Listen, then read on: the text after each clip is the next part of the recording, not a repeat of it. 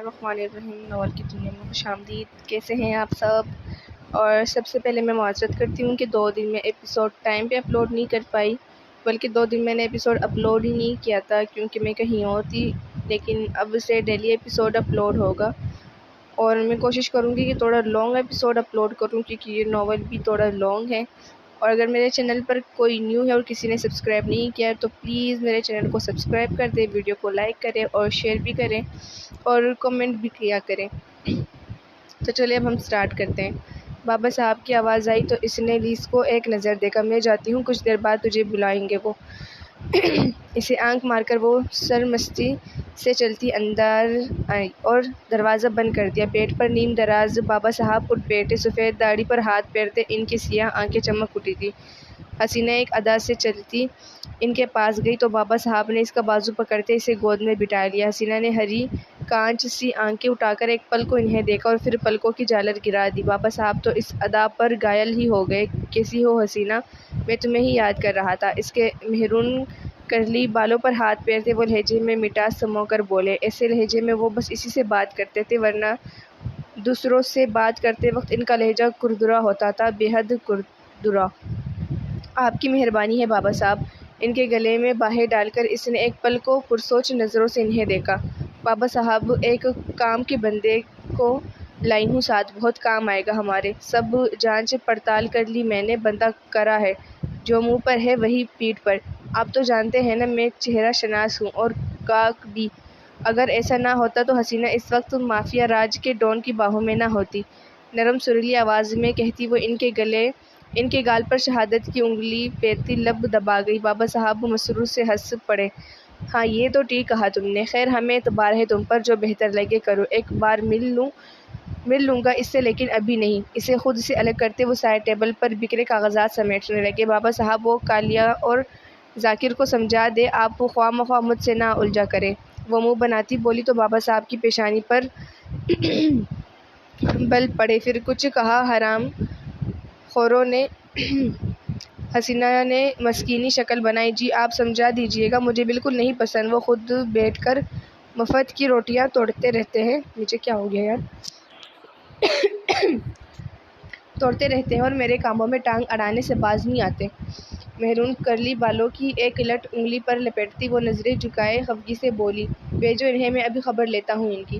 انہیں بڑی گالی سے نوازتے وہ آنکھوں پر نظر کا چشمہ لگاتے کاغذات پڑھنے میں مصروف ہو گئے۔ حسینہ نے ایک نظر کاغذات پر ڈالی اور مزے سے چلتی دروازہ کھول کر باہر آئی۔ ایک مسکراتی نظر اس نے بیزار کڑے لیز پر ڈالی۔ کل ملیں گے بابا صاحب، ابھی چل میرے ساتھ، تیری جگہ دکھاؤں تجھے۔ جینز کی پاکٹس میں ہاتھ ڈالتی وہ ایک راہداری کو مڑ گئی۔ راستے میں ملتے ذاکر پر اس نے تیکھی نگاہ ڈالی، سفید چمڑی والا یہ گاگ ذاکر اس سے زہر سے بھی برا لگتا تھا۔ بابا صاحب نے یاد کیا ہے تجھے اور کالیہ کو؟ فتنہ ہوں فتنہ، بچ کے ہی رہنا۔ مغرور نظروں سے اسے دیکھتی وہ زیر لب گنگناتی، لیز کو ساتھ آنے کا اشارہ کرتی وہاں سے نکل گئی۔ ذاکر نے سخت نظروں سے اس کی پشت کو دیکھا تھا۔ وائٹ پینٹ کوٹ میں بازو کے ہنیوں تک پیچھے کیے وہ 2nd فلور پر آئی۔ بدر کے آفس میں آج اس کا پہلا دن تھا۔ راستے میں ملتے سٹاف پر ایک اچھڑتی نظر ڈال کر وہ مغرور چال چلتی آفس کے سامنے رکی۔ گھٹنوں تک آتے بھورے گھنگریالے بالوں کو اس نے اونچی پونی میں باندھ رکھا تھا، جو اس کے ذرا سے گردن ہلانے پر ادھر ادھر جھولنے لگتی تھی۔ گلابی لپسٹک سے رنگے لبوں کو آپس میں مکس کرتی وہ نوک کر کے آفس کا دروازہ کھول کر چوکھٹ تک آئی۔ سامنے بدر ہمیشہ کی طرح بلیک 3 پیس میں، چہرے پر سنجیدگی لیے میز پر جھکا فائلز میں سر دیے رولنگ چیئر پر بیٹھا تھا۔ عریشہ کنکاری میں آئی کم ان سر؟ وہ دانت پیس کر بولی۔ اسے تو میں دیکھ لوں گی۔ تیکھے نقوش کو مزید تیکھا کرتی وہ وائٹ پینٹ کی جیب میں ہاتھ ڈالتی پیروں میں پہنی 4 انچ کی وائٹ ہیل کو ہلکا ہلکا زمین پر مارنے لگی۔ ٹک ٹک کی ہلکی آواز وہاں قائم سکوت کا گلا گھونٹ رہی تھی۔ بدر نے مصروف سے انداز میں سر اٹھایا، سرمئی آنکھوں کے کانچ نیلی آنکھوں کے کانچ سے ٹکرائے۔ ایک پل دیکھنے کے بعد وہ دوبارہ فائلز میں سر گراتا مصروف ہو گیا۔ اوہو، عریشہ کی تو بے عزتی ہو گئی تھی۔ اس کے اندر کی جنگلی بلی نے سر اٹھایا۔ نیلی بلی سی تیز چمکیلی آنکھوں کے کانچ مزید چمک اٹھے۔ کوٹ سے نادیدہ گرد جھاڑ کر وائٹ پینٹ کی پاکٹس میں دونوں ہاتھ ڈال کر وہ وائٹ پینسل ہیل کی نوک سے گلاس ڈور دھکیل کر اندر آئی اور سیدھا کڑے کچھ فاصلے پر براجمان بدر کے خوبرو چہرے کو تیکھی مسکراہٹ سے دیکھتے زور سے ہیل مار کر دروازہ بند کیا، اور یہ لگا تیسرا ٹپا آواز پر بدر نے سر اٹھا کر دیکھا تو اس کے جبڑے بھینچ گئے۔ اس لڑکی سے کسی بھی چیز کی توقع کی جا سکتی ہے۔ بدر کے متوجہ ہونے پر وہ معصومیت سے آنکھیں ٹپٹپا کر کہنے لگی، کیا میں اندر آ سکتی ہوں سر؟ وہ الگ بات ہے، آنکھیں ٹپٹپا کر معصومیت سے بولتی وہ اسے چڑیل کی خالہ لگی تھی۔ چڑیل کی خالہ مطلب ایرا بیچاری کے معصوم بچی کو اس نے چڑیل بنا دیا تھا، جو ابھی دنیا میں بھی نہیں آئے تھے۔ لا حول ولا قوت۔ بدر نے اپنے خیالات پر بند باندھ کر سر جھٹکا، تم آلریڈی اندر آ چکی ہو۔ سرمئی آنکھوں کے کانچ غصے سے گہرے ہوئے تھے۔ عریشہ کندھے اچکا کر اس کے مقابل آ کر بیٹھ گئی۔ تو کیا کرنا ہوگا مجھے؟ ایز اے سیکرٹری سینے پر ہاتھ باندھتی وہ اس کا جائزہ لیتی بولی۔ مکمل بلیک تھری پیس میں وہ بلا کا وجیہہ لگتا تھا، دلکش نقوش اس پر ستم، سرمئی کانسی آنکھوں میں ہر وقت رہنے والا غصہ، مغرور نقوش اس پر جچتے تھے، گھنی مونچھوں تلے انابی بڑے بڑے لب زیادہ تر بینچے رہتے۔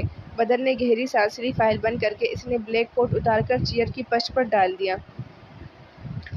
کف لنکس کھول کر اس نے بلیک شرٹ کے بازو کہنیوں تک موڑے۔ چیئر سے پشت ٹکا کر آرام دہ حالت میں بیٹھتا وہ عریشہ کی جانب متوجہ ہوا۔ اس کے نوابوں کے سے انداز کو دیکھ کر عریشہ نے نیلے کان سے دیدے گھمائے۔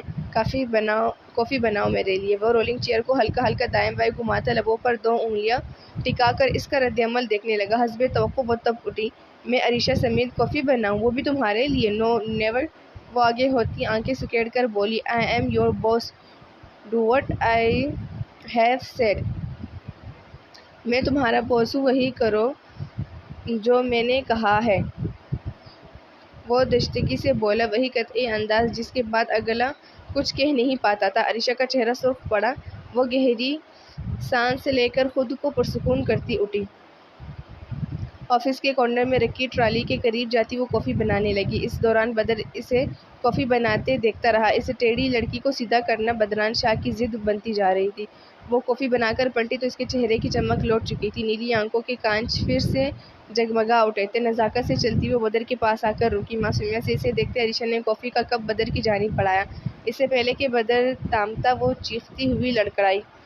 کپ ٹیڑھا ہوا اور گرم گرم کافی چلک کر بدر کے سینے اور ہاتھ پر گر گئی۔ وہ بلبلا کر اٹھ کھڑا ہوا۔ تکلیف کی شدت سے اس کی سرمئی آنکھوں کی کانچ کناروں سے سرخ پڑ گئے۔ دماغ خراب ہے تمہارا؟ وہ بولا نہیں، دہاڑا تھا اس کے منہ پر۔ عریشہ ایک دم پیچھے ہٹی، سوری، وہ کاکروچ دیکھ لیا تھا یہاں، مجھے ڈر لگتا ہے اسی وجہ سے کافی گر گئی۔ مسکراہٹ دباتی وہ معصومیت سے بولی تو بدر کا پارا مزید ہائی ہوا۔ ہاں، میں تو جیسے الو کا پٹا نظر آتا ہوں جو سمجھ نہ سکوں کہ تم جیسی چڑیل 2 انچ کے ایک کاکروچ سے ڈر گئی۔ غصے سے اسے ایک طرف دھکیلتا وہ آفس سے ملحقہ ریسٹ روم کا دروازہ کھول کر اندر گیا اور ٹا کی زوردار آواز سے دروازہ بند کیا۔ عریشہ نے پہلے ہی کان میں انگلیاں ڈال لی تھی۔ آفس ساؤنڈ پروف تھا، اس لیے کسی کو اندر پیش آئے واقعے کی خبر نہیں ہوئی۔ عریشہ مزے سے ہنستی آفس کا جائزہ لینے لگی۔ ہم تو اسے سیاہ رنگ پسند ہے، ہر چیز سیاہ، حتیٰ کہ کپڑے بھی۔ انٹرسٹنگ۔ جب وہ 5 منٹ تک باہر نہیں آیا تو وہ بور ہونے لگی۔ اس نے نچلا لب دانتوں میں دباتے ریسٹ روم کے دروازے کو دیکھا۔ کندھے اچکا کر وہ دروازہ کھول کر اندر آ گئی، لیکن سامنے کا منظر دیکھتے اس کا سفید چہرہ کان کی لو تک سرخ پڑ گیا۔ وہ بلیک شرٹ کی بٹن بند کرنے لگا تھا جب آہٹ پر سر اٹھا کر دیکھا۔ عریشہ سٹپٹا کر مڑی۔ اس سے پہلے کہ وہ باہر بھاگتی بدر نے سرد نظروں سے اسے دیکھتے پل میں اسے بازو سے دبوچ کر دیوار کے ساتھ پٹخا۔ جبڑے بھینچ کر وہ سرمئی آنکھوں میں سرد مہری لیے تیزی سے بٹن بند کر رہا تھا۔ دیوار سے پشت ٹکرانے پر اس کے لبوں سے سسکی نکلی تھی۔ اس نے نیلی آنکھوں میں خفگی لیے کہا جانے والی نظروں سے بدر کو دیکھا، پھر سرعت سے نظروں کا رخ بدل گئی۔ بٹن بند کر کے بدر ایک قدم اس کی جانب بڑھا تو وہ دیوار سے جا لگی۔ اس کے گرد دیوار پر ہاتھ رکھے وہ جھکا تھا اس کے کان کے قریب۔ دور رہو مجھ سے، میری برداشت کو مزید مت آزماؤ، اگر میں نے تمہیں خود سے قریب کر لیا تو پھر کبھی فرار نہیں ہو پاؤ گی تم، مکمل قید کر لوں گا میں تمہیں خود میں، اتنا کہ تم سانس بھی نہ لے پاؤ گی، اس لیے میری ضد مت بنو، مجھ سے دور رہو۔ اس کے کان پر جھکا وہ سرد ٹرٹرا دینے والے لہجے میں بولا۔ اتنے قریب اس کی بھاری آواز سن کر عریشہ نے جھرجھری لی، پھر اسے خود سے دور دھکا دیتے وہ لاپرواہ انداز میں اسے دیکھنے لگی جسے اسے کچھ فرق ہی نہیں پڑا تھا اس کی بات سے۔ بدر کی گردن کی رگیں تنی تھی۔ شرم نہیں آتی اپنے سے 1 سال 2 ماہ بڑی بہن سے ایسی بات کرتے؟ مسکراہٹ دباتی وہ سینے پر ہاتھ باندھتی دیوار سے ٹیک لگا کر کھڑی ہو گئی۔ بدر کے چہرے پر اس سب میں پہلی بار ہلکی سی مسکراہٹ آئی۔ بلیک پینٹ کی جیبوں میں ہاتھ ڈالتے وہ سر دائیں بائیں گھما کر اسے دیکھنے لگا۔ یہ کس نے کہہ دیا تم سے کہ تم میری بہن ہو؟ گہری نظروں کے ارتکاز پر عریشہ پہلی بار حیا سے سرخ پڑی۔ شٹ اپ، تم شروع سے بدتمیز تھے یا مجھ سے ملنے کے بعد ہوئے ہو؟ وہ دانت کچکچا کر بولی۔ بدر نے کندھے اچکائے۔ ہاں اب اچھا لگ رہا تھا اس خود سر لڑکی کو طیش دلا کے۔ تم سے ملنے کے بعد شاید صحبت کا اثر تو ہو ہی جاتا ہے پھر۔ بے نیازی سے کہتا وہ اسے جلتا کرتا سوچ کر ریسٹ روم سے باہر چلا گیا۔ کیا باتیں بگاڑنے آفس آئی ہوں؟ تم سے نہ ہوگا، جاؤ گھر بیٹھو، جا کر برتن دھو، یہ آفس جاب کرنا تمہارے بس کی بات نہیں۔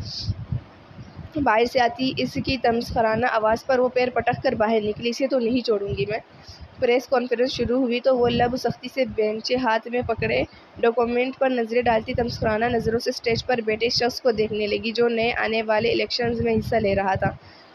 علیم بیگ، نعیم بیگ کا بھاری ڈیل ڈول کا وہ شخص مائک پر جھکا کچھ کہہ رہا تھا جب اس کے ساتھ بیٹھی رپورٹر نے ہاتھ بلند کیا۔ رمل نے ایک نظر تانیہ کو دیکھا جو پرسکون نظر آتی تھی۔ علیم بیگ خاموش ہو کر مسکراتا تانیہ کو دیکھنے لگا۔ سر، میرا ایک سوال ہے آپ سے۔ آپ کا بزنس کی دنیا سے تعلق ہے، پھر اچانک سیاست میں قدم رکھنا، وہ بھی تب جب ملک کا حال بحال ہو چکا ہے۔ اس فیصلے کا پس منظر کیا ہے؟ عوام جاننا چاہتی ہے۔ تانیہ خاموش ہوئی تو علیم بیگ نے مسکرا کر کہنا شروع کیا۔ دیکھیں، بزنس ہو یا سیاست، ہمارا مقصد عوام کی فلاح کے لیے کام کرنا ہے۔ ہم تو خادم ہیں، ملک کے سیاست میں آنے کا فیصلہ اچانک نہیں ہے۔ مختصر یہ کہتا ہوں کہ مجھے ایسا لگتا ہے اس فیلڈ میں رہ کر میں ملک کی زیادہ بہتر طور پر خدمت کر سکتا ہوں۔ نرمی سے مسکرا کر کہتی علیم بیگ ذرا پیچھے ہو کر بیٹھے۔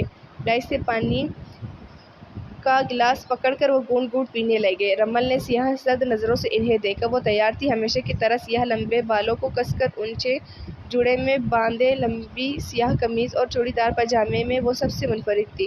اسے ہاتھ بلند کیا تو علیم بیگ پر کے ماتھے پر غیر محسوس سی شکن پڑی۔ بظاہر مسکرا کر وہ اس کی جانب متوجہ ہوئے۔ سر، آپ نے بات کی عوام کی فلاح کی، کیا یہ وہی فلاح ہے جس پر ہمارے سابقہ حکمران کئی سالوں سے کام کر رہے ہیں؟ کان میں پہنی سیاہ چوڑی کے سائز کی بالی کو انگلی سے ہلاتی وہ عزلی نڈر انداز میں بولی۔ اس کی بات پر میڈیا کے نمائندوں میں دبی دبی ہنسی کی آواز گونجی۔ علیم بیگ نے ایک پل کو رک کر اسے دیکھا، پھر سامنے دیکھتے بولے، باقیوں کا مجھے نہیں پتہ، لیکن جو میں کہہ رہا ہوں وہ ضرور کروں گا۔ مختصر جواب دیا گیا۔ رمل آگے ہو کر بیٹھی۔ یہ تو یہاں آنے والا ہر بندہ کہتا ہے الیکشن سے پہلے۔ ہم جاننا چاہتے ہیں آپ ملک کی فلاح میں کس طرح حصہ لیں گے؟ مہنگائی کی شرح کو کم کر کے، جس کی وجہ سے غریب فاقوں سے مر رہے ہیں، یا کچی بستیوں میں سہولیات مہیا کر کے، یا ملک میں بڑھتے جرائم پر قابو پائیں گے آپ، جہاں کسی کی بچی محفوظ نہیں ہے؟ عوام ووٹ دے دیتی ہے آپ کو، ہم فرض کرتے ہیں، پھر بھی بگڑتی صورتحال پر قابو نہ پایا گیا تو کیا کیا جائے؟ وہ تلخی سے کہتی گئی۔ اس کے اتنے ڈائریکٹ سوالوں پر علیم بیگ گڑبڑا گئے۔ انہوں نے اس کا وہی انداز دیکھا جس کے لیے وہ مشہور تھی۔ ہر کوئی ایک سا نہیں ہوتا۔ کوئی اور سوال ہموار لہجے میں کہتا وہ باقی صحافیوں کی جانب دیکھنے لگے۔ رمل نے سر کو خم دیا۔ انشاءاللہ سر، ہمیں امید ہے جو باقی مل کر نہیں کر پائیں وہ آپ کر لیں گے اگر الیکشن جیت گئے تو۔ آخری الفاظ اس نے زیر لب کہے۔ بھگو کر مارنا تو کوئی رمل یوسف سے سیکھے۔ علیم بیگ کے مقابل میر حاصل کھڑا ہونے والا تھا جو ابھی شہرت رکھتا تھا، نوجوان نسل کا کرش تھا، اور اس کا کوئی سکینڈل بھی نہیں آیا تھا اب تک سوشل میڈیا پر۔ رمل کو علیم بیگ کی دال گلتی نظر نہیں آ رہی تھی۔ سر جھٹک کر وہ ہاتھ میں پکڑے کاغذات کو ترتیب دینے لگی۔ کھردرے تاثرات چہرے پر لیے وہ پولیس اسٹیشن میں داخل ہوا۔ اس کے ماتحت اسے دیکھ کر گڑبڑا گئے۔ علاقے کے 8 پولیس اسٹیشنز اس کے انڈر تھے، جن کی سستی دیکھ کر ایس پی حیان شاہ کا پارا بلند ہو گیا تھا۔ اس کی آمد غیر متوقع تھی۔ لکڑی کی میز کے سامنے بیٹھا ہیڈ کانسٹیبل جو سگریٹ پھونک رہا تھا، حیان کو دیکھ کر ہڑبڑا کر اٹھ کھڑا ہوا۔ اس نے سگریٹ زمین پر پھینکا۔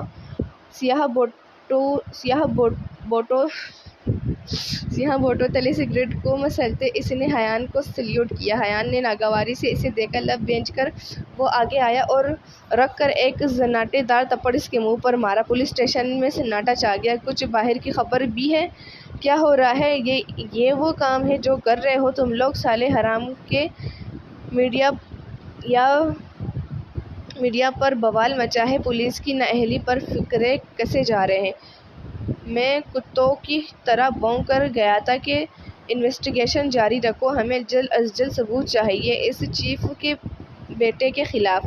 آخری بار وارن کر رہا ہوں، اگر دوبارہ یہ سب دیکھا میں نے، اس نے ارد گرد نظروں سے اشارہ کیا، تو سب کو سسپینڈ کر دوں گا۔ مجھے ہیرا انور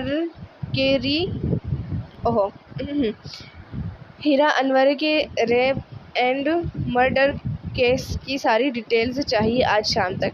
خطرناک تیوروں سے انہیں دیکھتا وہ درشٹی سے بولا، یس سر۔ ہیڈ کانسٹیبل گگیا کر بولا۔ ان پر ایک سرد نظر ڈال کر وہ پولیس اسٹیشن سے باہر آیا۔ اسے جلد از جلد اپنے دفتر پہنچنا تھا جو ہیڈ پولیس اسٹیشن میں تھا۔ وہ سب میز پر طرح طرح کی فائلز، تصویریں اور کاغذات پھیلائے ان پر جھکے کھڑے تھے۔ حیان ایک نظر کمپیوٹر کے سامنے کھڑا اسکرین پر چلتی ویڈیو دیکھ رہا تھا۔ اس نے جھک کر علی کے کندھے پر ہاتھ رکھا جو اس کے کہنے پر بار بار ویڈیو ریپلے کر رہا تھا۔ حیان سیدھا ہوا، نہیں علی، یہ ویڈیو ہمارے کسی کام کی نہیں۔ بلاش بھائی، یہ چیف کا بیٹا شاہ رخ ہی ہے، لیکن ویڈیو بلر ہے جو قانون کی عدالت میں قابل قبول نہیں ہوگی۔ اب لب بھینچ کر وہ مڑا۔ باقی انسپکٹرز کی طرح آتا وہ پرسوچ نظروں سے میز پر بکھری ہیرا انور کی تصویر دیکھنے لگا جو اس کی موت کے بعد لی گئی تھی۔ اس کے چہرے پر جا بجا زخموں کے نشان تھے۔ حیان کو پھر پرسوچ نظروں سے تصویروں کو دیکھتے پا کر علی اس کے پاس آیا۔ کیا سوچ رہے ہیں سر؟ اس کی آواز پر باقی انسپکٹرز بھی سر اٹھا کر حیان کو دیکھنے لگے۔ ہیرا کی والدہ ملی تھی مجھ سے، انہیں انصاف چاہیے، لیکن انہیں کسی سے امید نہیں ہے۔ بولتے ہوئے اس کی سیاہ آنکھوں کے کانچ کناروں سے سرخ ہو گئے۔ پیشانی پر پڑی سلوٹوں پر ہمیشہ کی طرح سیاہ لٹ خم کا کر گری ہوئی تھی۔ سر، ہم پوری کوشش کر رہے ہیں، انشاءاللہ ضرور کامیاب ہوں گے، ایک انسپکٹر نے پوری امید سے کہا۔ حیان نے اس کا کندھا تھپتھپایا۔ ہیرا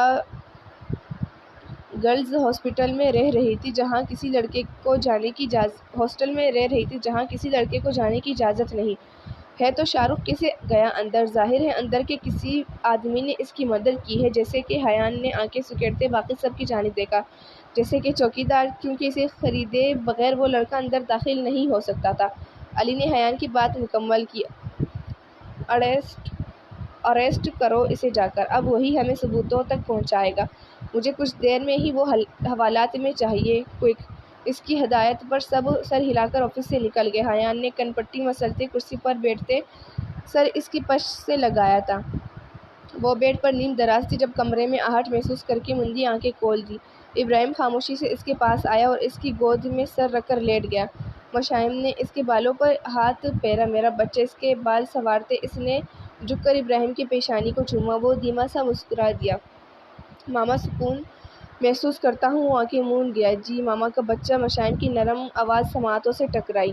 مجھے نئی مشن پر روانہ ہونا ہے کچھ دن تک، ہلکی آواز میں کہتا وہ اٹھ بیٹھا۔ اللہ تمہیں کامیاب کرے۔ وہ دل سے دعا گو ہوئی۔ ابراہیم، میں چاہتی ہوں جانے سے پہلے تمہارا نکاح کر دوں۔ اپنے خوبرو بیٹے کو دیکھتی وہ ہلکا سا مسکرائی۔ ابراہیم نے ابرو اچکا کر اسے دیکھا۔ یوں اچانک آپ کی یہ خیال کیسے آ گیا؟ توڑی کھجاتا وہ معصوم بننے کی ایکٹنگ کرنے لگا۔ مشی نے بری آنکھیں سکیڑی۔ اب ایسے نہ بنو جیسے تمہیں کچھ خبر ہی نہیں۔ آخری بار گئے تھے تو یہی بات طے پائی تھی نا کہ اگلی بار آنے پر میں تمہاری شادی کر دوں گی۔ سینے پر ہاتھ باندھتی وہ اسے یاد کروانے لگی۔ آہ جی، کچھ یاد آ رہا ہے۔ ابراہیم نے مسکراہٹ دبائی۔ بہت کم وہ یوں مسکراتا تھا۔ تو پھر لڑکی دیکھوں میں؟ وہ اس کی چالاکی خوب سمجھ رہی تھی۔ ماں تھی آخر، اس کی رگ رگ سے واقف تھی۔ اپنی جیسی کوئی ڈھونڈے پھر۔ اس نے مشی کا ہاتھ تھام کر عقیدت سے چوما۔ وہ مسکرائی۔ ہے نا میری جیسی ایک لڑکی؟ اس کا اشارہ ابراہیم خود خوب سمجھ گیا۔ دیکھ لیں پھر آپ جیسا آپ کو ٹھیک لگے۔ میں معصوم تو بس آپ کے حکم پر سر ہی جھکا سکتا ہوں۔ ماتھے پر بکھرے سیاہ بالوں میں معصومیت سے اسے دیکھتا وہ بہت پیارا لگ رہا تھا۔ شریر کہیں کے، سب سمجھتی ہوں میں۔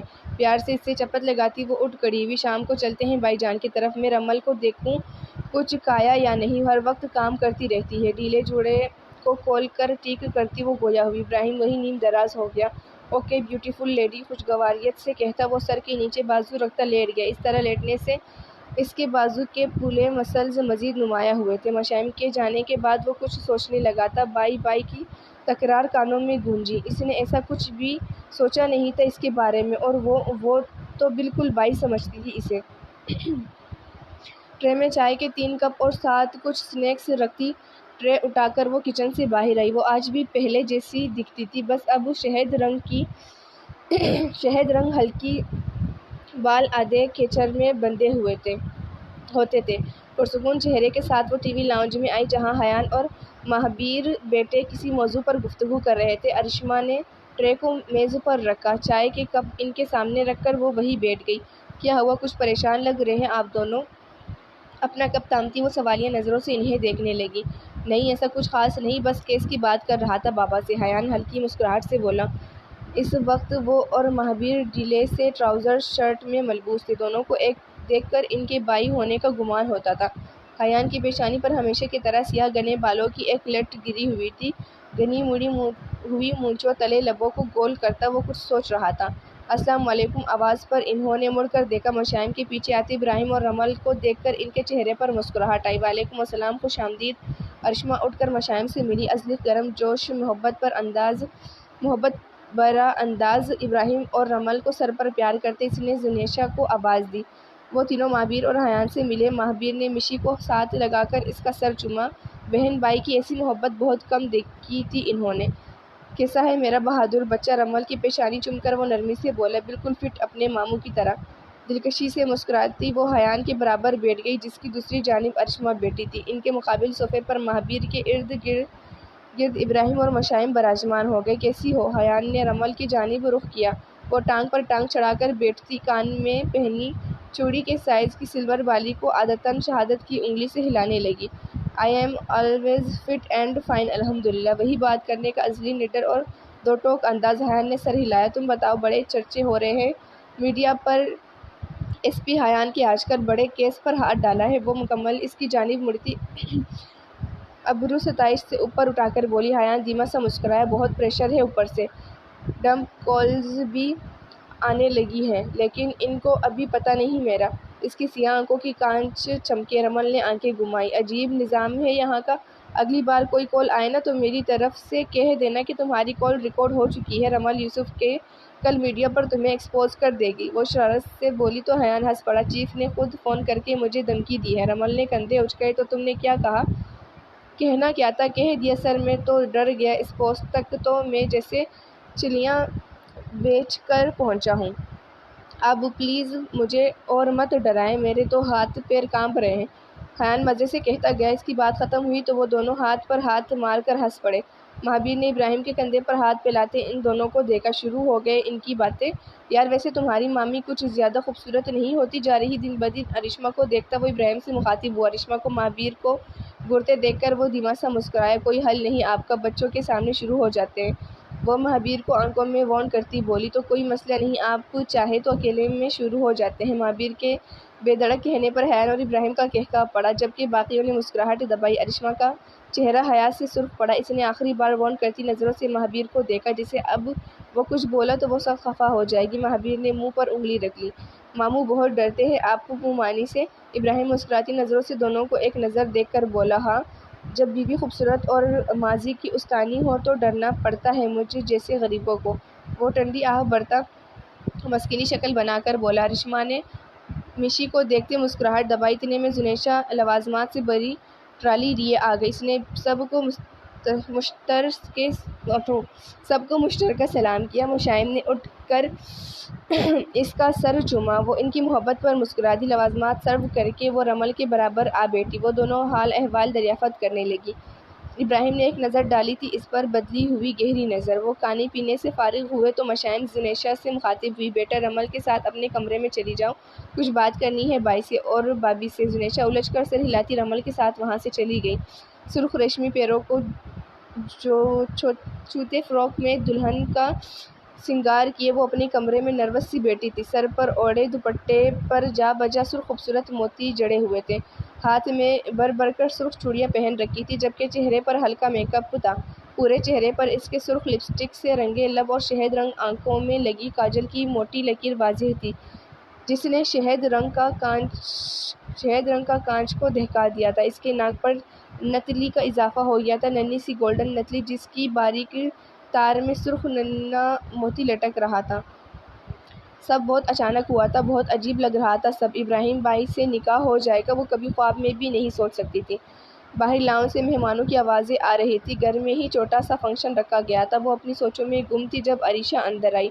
انگوری رنگ کی ریشمی کلے گیر کی شلوار اور گھٹنوں سے اوپر تک آتی قمیض پر نیٹ کا پھولا دوپٹہ سینے پر پھیلا کر لیے وہ ٹٹکا دینے کی حد تک خوبصورت لگ رہی تھی۔ پورے گھٹنوں تک آتے گھنگریالے بال پشت پر کھلے تھے، پیروں میں گھسا اور ہاتھوں میں چوڑیاں پہنے وہ کچھ الجھ رہی تھی خود سے۔ کب عادت تھی اسے ایسے مشرقی لباس پہننے کی، لیکن ایران نے ضد پکڑ لی تھی کہ وہ رمل اور عریشہ ایک جیسے لباس زیب تن کریں گی، وہ بھی مشرقی طرز کے۔ چاروں ناچار اسے بھی پہننا پڑا۔ اس کے برعکس حیان اور عرش نے سفید کرتے کے ساتھ سفید پینٹ پاجامہ پہن رکھا تھا۔ بدر سیاہ رنگ کا شہدائی تھا، اس لیے اس نے سیاہ کرتا پاجامہ پہننے کو ترجیح دی۔ ان سب میں مشترک سیاہ شال تھی جو سب لڑکوں نے گلے میں ڈال رکھی تھی۔ عریشہ دوپٹہ ٹھیک کرتی اس کے پاس آئی۔ چلو پھوپھو نے کہا ہے تمہیں باہر لے آؤں۔ زلیخا کا دوپٹہ ٹھیک کرتی وہ ہلکا سا مسکرائی۔ پیاری لگ رہی ہو۔ ہاں، بدر اس کا یہ انداز دیکھتا تو غش کھا کر گر جاتا۔ نیلی آنکھوں والی اس جنگلی بلی سے وہ ایسے نرم لہجے کی توقع کر ہی نہیں سکتا تھا۔ زلیخا گھبرائی سے اس کے ساتھ باہر آئی۔ عریشہ نے اسے ابراہیم کے برابر لا بٹھایا۔ مہرون کرتے پاجامے میں کندھے پر سیاہ شال ڈالے وہ کسی ریاست کا حسین اور مغرور شہزادہ لگ رہا تھا۔ اس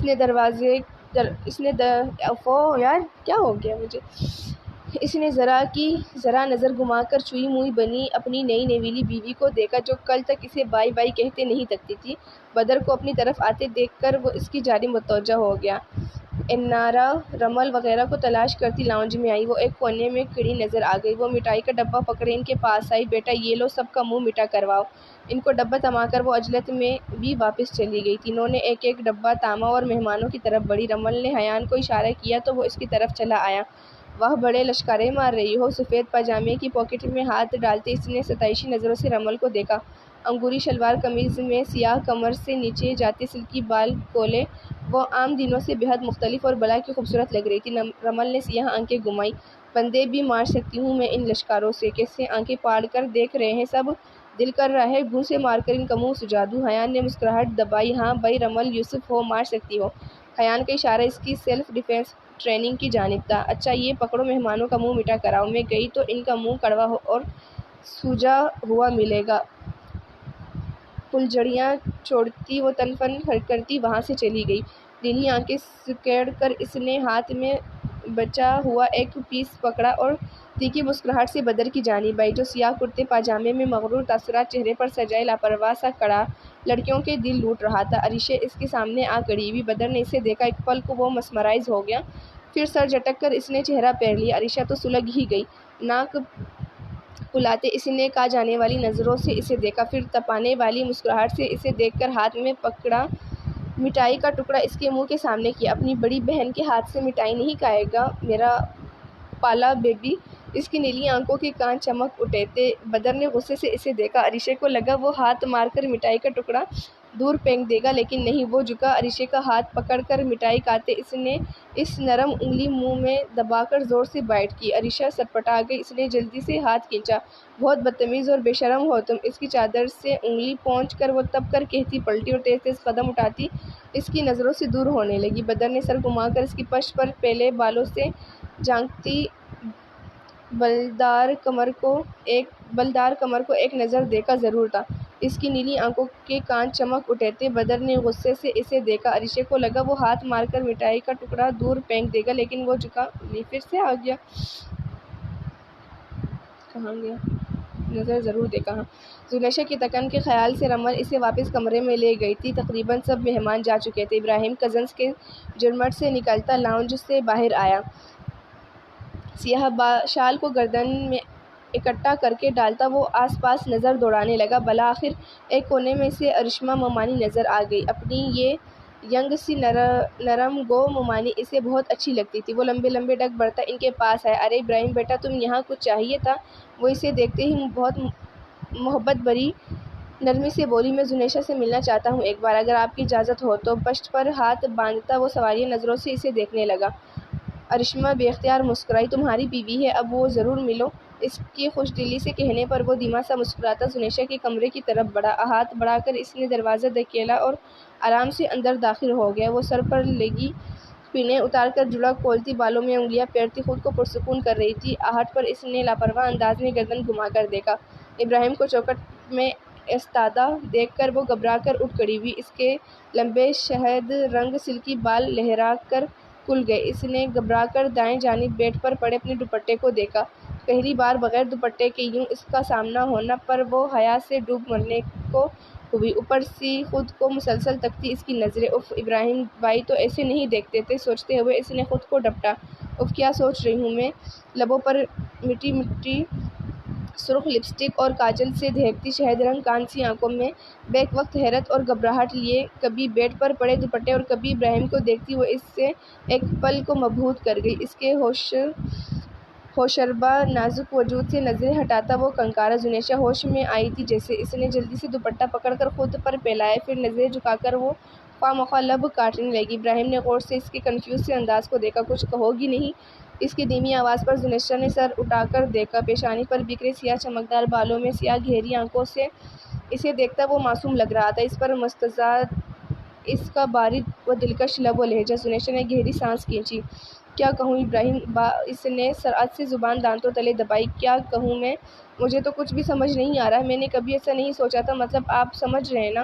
وہ انگلیاں چڑکھاتی معصومیت سے اسے دیکھتی کہنے لگی، سمجھ رہا ہوں۔ وہ مسکان دباتا بظاہر سنجیدگی سے بولا۔ زنیشا کو کچھ حوصلہ ملا۔ وہی میں یہی سوچ رہی تھی کہ ہم نے تو کبھی ایسا کچھ نہیں سوچا ایک دوسرے کے بارے میں، پھر پتہ نہیں کیسے سب کو لگا کہ ہماری شادی کر دینی چاہیے۔ وہ منہ بنا کر بولتی کیوٹ لگی تھی۔ ابراہیم نے ایک پل کو گہری نظر سے اسے دیکھا۔ میں نے کبھی نہیں سوچا تمہارے بارے میں ایسا کچھ، لیکن ایک قدم آگے آتا وہ جھکا تھا۔ لیکن سوچا جا سکتا ہے اپنے قریب اس کی باری سی سرگوشی پر زنیشا گھبرا کر ایک قدم پیچھے ہٹی۔ کیسی باتیں کر رہے ہیں آپ؟ ایسی باتیں نہ کریں، میرا دل گھبرا رہا ہے۔ وہ اپنی تیز ہوتی دھڑکنوں سے پریشان ہوتی خفگی سے بولی۔ ابراہیم نے مسکراہٹ دبائی۔ اوکے، نہیں کرتے ایسی باتیں، چلتا ہوں۔ اس پر ایک آخری نظر ڈال کر وہ پلٹ گیا۔ زنیشا نے آنکھیں بند کر کے مسلی، اف، کیا بنے گا ہمارا؟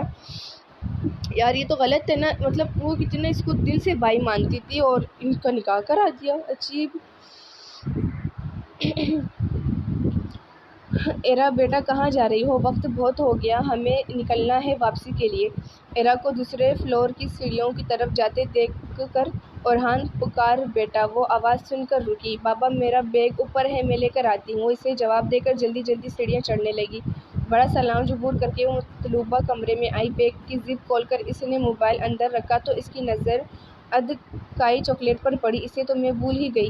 خود کلامی کرتے اس نے چاکلیٹ نکال لی اور مزے سے کھاتی روم سے باہر آئی۔ وہ اپنے دھیان میں تیز تیز چل رہی تھی جب ایک کمرے کا دروازہ کھلا اور عرش باہر آیا۔ وہ اسے دیکھ نہیں سکا تھا لہٰذا بری طرح ٹکرا گیا۔ ایرا کے ہاتھ سے چاکلیٹ گر گئی۔ اس نے دکھتے کندھے پر ہاتھ رکھتے ڈبڈبائی آنکھوں سے مقابل کو دیکھا۔ دفعتاً اس کی نیلی بلی سی آنکھوں میں غصہ درایا۔ عرش خاموش کھڑا تھا، مغرور نظروں سے اسے ایک پل کو دیکھتا وہ اسے اگنور کر کے آگے بڑھا۔ ایرا نے تپ کر اسے دیکھا اور پیر پٹکتی اس کے مقابل آئی تو عرش نے قدموں کو بریک لگایا۔ اس نے سر جھکا کر ناگواری سے اس ٹڈی کو دیکھا جو اس کے سینے تک مشکل سے آتی تھی۔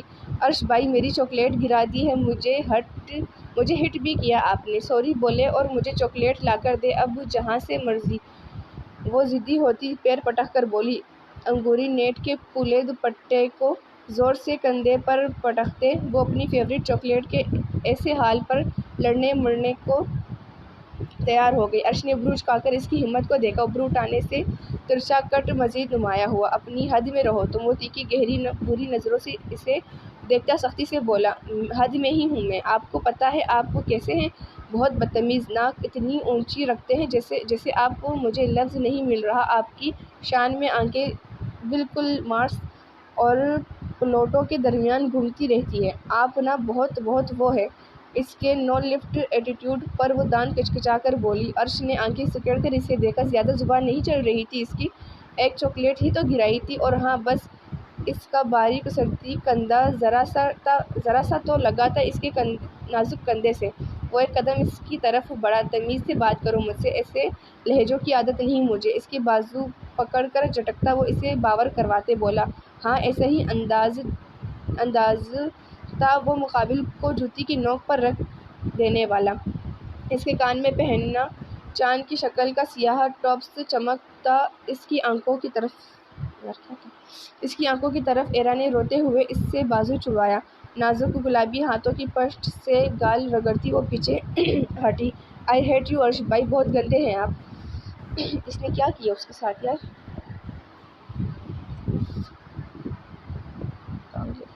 شکایتی نظروں سے اسے دیکھتی وہ بھاگتی ہوئی سیڑھیاں اترنے لگی۔ عرش نے کندھے اچکا دیے جیسے اسے کوئی فرق ہی نہیں پڑا۔ اورحان وغیرہ کے جانے کا وقت ہوا تو سب لاؤنج میں آ گئے۔ حیان عرش اور بدر کو ایک ساتھ کھڑے دیکھ کر وہاں سے گزرتی ملازمہ کی آنکھیں پوری کھل گئی۔ اس نے آنکھیں زور سے مسل کر پھر سے کھولی۔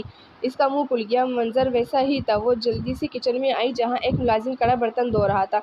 بشیر، یہ باہر ایک جیسے 3 لڑکے، میرا مطلب میری آنکھوں کا دھوکہ یا سچ ہے یہ؟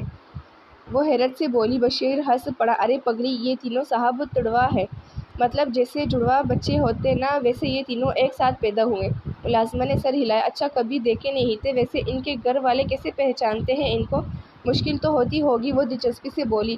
بشیر مزے سے بولا، نہیں بابا، تینوں ایک سے بڑھ کر نرالے ہیں، ایک دوسرے سے مختلف۔ حیان صاحب کی داڑھی مونچھوں سے ہی پتہ چل جاتا ہے کیا رعب اور دبدبہ ہے۔ یہ بڑی بڑی ہوئی مونچھیں پولیس میں ہے نا؟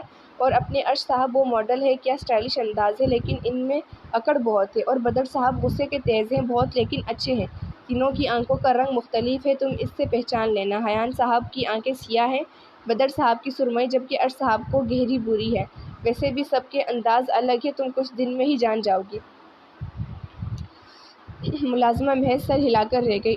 اس نے کچن سے باہر جھانکا اور اورحان لوگ سب سے مل رہے تھے۔ عرش آگے آیا تو انارا نے خفگی بھری نگاہ اس پر ڈالی۔ برابر کھڑے حیان نے سر پر پیار لے کر وہ نظریں گھماتی باہر نکل گئی۔ عرش نے آنکھیں سکیڑ کر اس کے تیوروں کو دیکھا تھا۔ اورحان لوگ نکلے تو مشی بھی اٹھ کھڑی ہوئی۔ چلتے ہیں ہم بھی بھائی جان، میں اب بہت مطمئن ہوں، اللہ پاک سب بچوں کے نصیب اچھے کرے۔ میری بیٹی اب چند دن کی مہمان ہے آپ کے پاس، اس کا بہت خیال رکھیے گا۔ وہ زنیشا کو دیکھ کر پیار سے بولی تو وہ چیم گئی۔ خدا حافظ کہتے وہ بھی سامنے بنے اپنے بنگلے میں لوٹ گئی۔ جلدی سے بال برش کرتی وہ آئینے کے سامنے آئی۔ فون کو تواتر بجتی بیل اس کی سر میں ہتھوڑے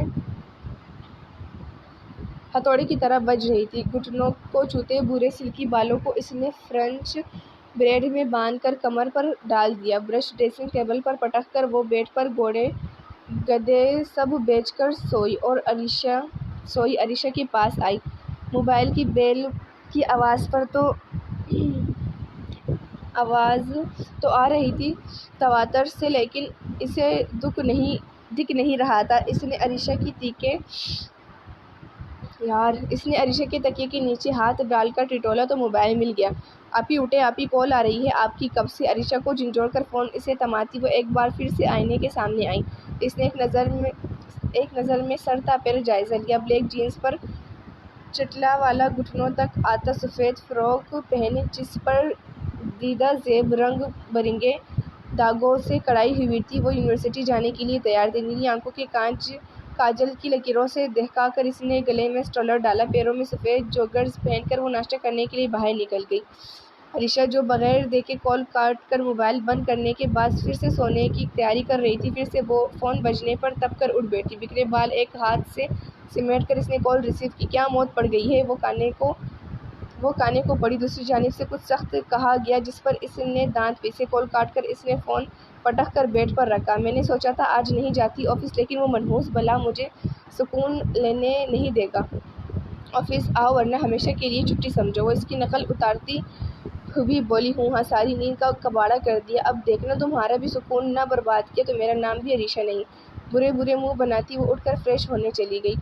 انارا کچن میں کھڑی جلدی ناشتہ بنا رہی تھی جب اورحان اس کے پیچھے آ کھڑا ہوا۔ اس نے نرمی سے انارا کے گرد بازو حائل کر دیے۔ اس کے کندھے پر تھوڑی ٹکا کر وہ سکون سے آنکھیں موند گیا۔ اورحان کیا کر رہے ہیں؟ وہ بچوں کا خیال کرتی اسے جگہ کا احساس دلانے کو بولی۔ پیار کر رہا ہوں اپنی بیوی کو، کہتے ساتھ اس نے انارا کا گال چوم لیا۔ وہ سٹپٹا گئی۔ ماما، بریک فاسٹ بن گیا؟ مجھے دیر ہو رہی ہے۔ ایرا آواز دیتی کچن میں آئی تو اورحان مسکراتی نظروں سے انارا کو دیکھتا پیچھے ہٹ کر کھڑا ہو گیا۔ جی میرا بچہ، بن گیا ہے بریک فاسٹ، تم چلو میں آتی ہوں۔ اورحان کو نظروں سے وارن کرتی وہ برتن سمیٹنے لگی۔ Good morning everyone. Maroon pant shirt پر وائٹ منی کوٹ میں ملبوس، ہاتھ میں پہنی برینڈڈ گھڑی میں وقت دیکھتی وہ نک سے تیار ناشتے کی میز تک آتی اپنی کرسی پر سنبھال کر بیٹھی۔ مارننگ، اورحان نے مسکرا کر جواب دیا۔ آفس کا پہلا دن کیسا رہا؟ وہ کانٹے کی مدد سے آملیٹ کا ٹکڑا منہ میں ڈال کر اس سے استفسار کرنے لگا۔ انارا بھی علیشا کی جانب متوجہ ہوئی۔ ٹھیک ہی تھا، بس وہ نیلی آنکھیں گھما کر بولی، آگے کا کنٹینیو کرو گی پھر؟ وہ دوبارہ گویا ہوا۔ علیشا کے تصور میں بدر کا جلا کٹا چہرہ اور لہجہ ابھرا۔ چھوڑوں گی تو اب ہرگز نہیں، وہ قطعی انداز میں بولی۔ آپ کی بدر بھائی کا بیہیویئر کیسا؟ آئی مین باس کی طرح یا کزن کی طرح؟ ایرا جوس کا گھونٹ بڑھتی دلچسپی سے پوچھنے لگی۔ بیہیویئر نہ ہی پوچھو، ایک نمبر کا بدتمیز، خڑوس ہے، منحوس بلا ہے وہ۔ علیشا دانت پیس کر بولی۔ اس کا بس نہ چل رہا تھا دانتوں کے درمیان اس جعلی کین یمین کی ساری عقل رکھ کر پیس دیتی۔ اورہان نے اس کی بات پر کہکہا لگایا، اس کی نیچر بس ایسی ہے۔ اورہان نے لقمہ دیا۔ تم بھی تمیز سے رہنا وہاں، پتہ چلے دوسروں کی ناک میں دم کر رکھا ہو۔ انارا نے اسے ڈپٹا۔ اچھے سے جانتی تھی وہ علیشا کی نیچر۔ علیشا نے ایک کان سے سن کر دوسرے سے نکال دیا، فضول میں اتنا شک کرتی ہیں آپ؟ اتنی معصوم تو ہوں میں؟ چلے آج کے لیے اتنا ہی کافی ہے، پھر ملتے ہیں اگلے پارٹ میں، اور پلیز پلیز پلیز پلیز میرے چینل کو سبسکرائب کر دیں اور کومنٹ اور لائک بھی کیا کریں ویڈیو کو۔ اللہ حافظ۔